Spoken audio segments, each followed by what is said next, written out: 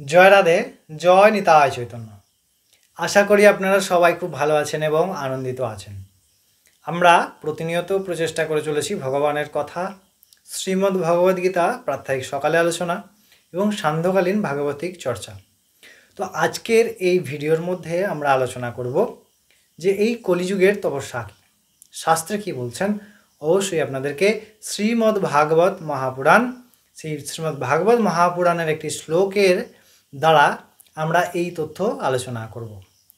শ্রীমদ্ ভাগবত মহাপুরাণে এই যে কলির তপস্যা এই সম্পর্কে একটি মঙ্গলাচরণ শ্লোক আমি আলোচনা করব, তাহার মধ্যেই আমরা এর বিস্তারিত তথ্যটাই পাব। এই যে ভাগবত মহাপুরাণ এটি কি? এটি হচ্ছে কলিযুগের জন্যে সিদ্ধ, কলিযুগের জন্যে সম্পূর্ণ সনাতন শাস্ত্রের একটি উপহার। অর্থাৎ যত শাস্ত্র আছে, বেদ, উপনিষদ, সংহিতা ইত্যাদি সমস্ত কিছুর সার শ্রীমদ্ ভাগবত মহাপুরাণ। বাকিগুলোকে পুরাণ বলা হচ্ছে এবং এটি মহাপুরাণ বলা হচ্ছে। তো এই যে ভাগবত মহাপুরাণ, এই ভাগবত মহাপুরাণে কি বলছেন, একটি শ্লোকের মাধ্যমে আমরা জানবো যে কলির তপস্যা সম্পর্কে কি বর্ণনা করা হয়েছে। মঙ্গলাচরণে বলা হচ্ছে যে জন্মাদস্য যতহন্বয়া দ্বিতরতস্যার্থে স অভিজ্ঞস্বরাট তেনে ব্রহ্মা হৃদা জ আদিকবয়ে মুह्यन्ति यत्सूरया तेजोवारि मृदं यथा विनिमय यत्र त्रिसर्गो मृषा धाम्ना सदा निरस्तगुहकं सत्यं परमं धीमहि। কি বলছেন শ্লোকটির একদম অন্তিমে এসে বলছেন কি না, সত্যং পরমং ধীমহি।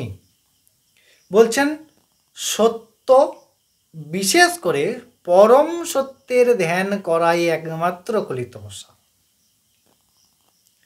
এবার সত্য কি?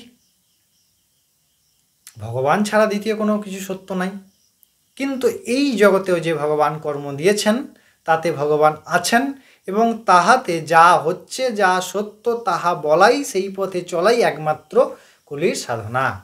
যেখানে আমরা প্রায়শই কিছু না কিছু ব্যাপারে বলি যে মিথ্যা বলেই দিই, বললে তো বেঁচে যাব, কিন্তু এইটি ফলেই, কারণ কলিতে আর কিছু তপস্যা লাগে না, কারণ তপস্যা করার যোগ্যতা নেই আমাদের, অত সময় নেই, যজ্ঞ করার সামর্থ্য নেই, মন্ত্র নেই, আমাদের শুদ্ধতা নেই, পূজা অর্চনা করার সেরকম বিশেষ পবিত্র বিষয় নেই।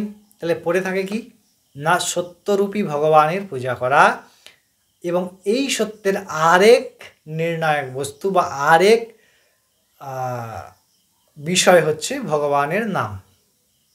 এই সত্যপথে তখনই আমরা চলতে পারবো যখন আমরা ভগবানের নাম জপ নিরন্তর করব। ভগবানের নাম শব্দে আমরা যে ভগবানের রূপে আমরা আশ্রিত, কেউ শিবের ভক্ত হতেই পারেন, কেউ ভগবান কৃষ্ণের ভক্ত হতে পারেন, কেউ মা কালী, মা দুর্গার ভক্ত হতে পারেন। তো গুরু প্রদত্ত যে নাম, গুরু প্রদত্ত যে মন্ত্র, তাহার উপাসনা এবং সত্য পথে চলাই কেবলমাত্র কলির তপস্যা। এছাড়া আর কোনো প্রকার কঠিন তপস্যা করার প্রয়োজন হয় না। তাই আমরা এই বিষয়টি আশা করি শ্লোক সম্পর্কিত এবং শাস্ত্রসম্মতভাবে জানতে পারলাম। এই ধরনের আরও প্রশ্ন আমরা প্রতিনিয়ত আলোচনা করি এবং আপনারাও যদি আপনাদের কোনো প্রশ্ন থাকে, কোনো বিষয় জানার থাকে, অবশ্যই আমাদেরকে কমেন্টের মধ্যে জানাবেন, যাতে করে আমরা এই প্রশ্নগুলির উত্তর প্রদান করতে পারি, অবশ্যই ভিডিওর মাধ্যমে। তার জন্য আমাদের সঙ্গে জুড়ে থাকতে হবে। ততক্ষণ জয় রাধে, জয় নিতাই চৈতন্য।